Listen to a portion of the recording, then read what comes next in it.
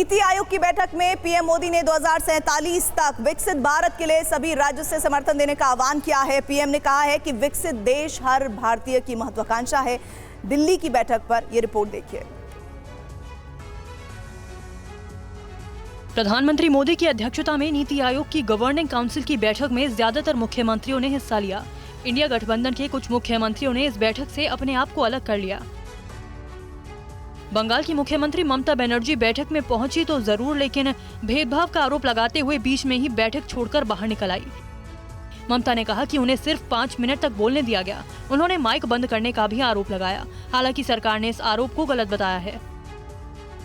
नीति आयोग की बैठक में प्रधानमंत्री नरेंद्र मोदी ने कई बातें कही। पीएम ने कहा कि 2047 तक विकसित भारत हर भारतीय की महत्वाकांक्षा है। इस लक्ष्य को पाने के लिए राज्य सरकारें सक्रिय भूमिका निभा सकती हैं, क्योंकि वे सीधे लोगों से जुड़ी हुई हैं। साथ ही पीएम मोदी ने कहा कि राज्यों को विकसित भारत बनाने के लिए अपनी बड़ी भूमिका निभानी होगी।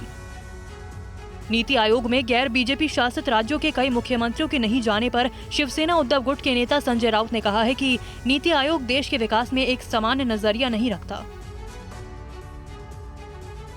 और इस बीच अहम खबर भी आई कि नीति आयोग की बैठक बीच में छोड़कर बाहर निकली ममता ने भेदभाव का आरोप लगाया, तो वित्त मंत्री निर्मला सीतारमण ने ममता के आरोपों को गलत बताया। ममता बनर्जी नीति आयोग की बैठक से ये कहकर बाहर निकल गई कि उन्हें 5 मिनट ही बोलने दिया गया। उनका माइक भी बंद कर दिया गया। ममता ने इसे अपमान बताया। चाहते थे लेकिन मेरा बोलने के लिए वो 5 मिनट में स्टॉप कर दिया। जब हमारा से बहुत आगे जो बोला है 5 जन, और लोगों ने कोई 20 मिनट बोला, कोई 15 मिनट बोला, कोई 10 मिनट बोला। अपोजिशन से मैं अकेला आया, लेकिन तब भी मेरे को 5 मिनट में स्टॉप कर दिया। This is इंसल्टेशन। ममता के आरोपों पर वित्त मंत्री निर्मला सीतारमण ने जवाब दिया। वित्त मंत्री ने कहा, ममता बनर्जी झूठ बोल रही हैं और ये दुर्भाग्यपूर्ण है।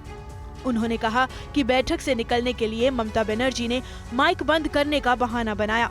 Or conveyed through the media that her mic was put off. That is completely false. Every chief minister was given their due time to speak, but it's unfortunate that the chief minister of West Bengal, Mamata Banerjee, has claimed that as switching off her mic, which is not true.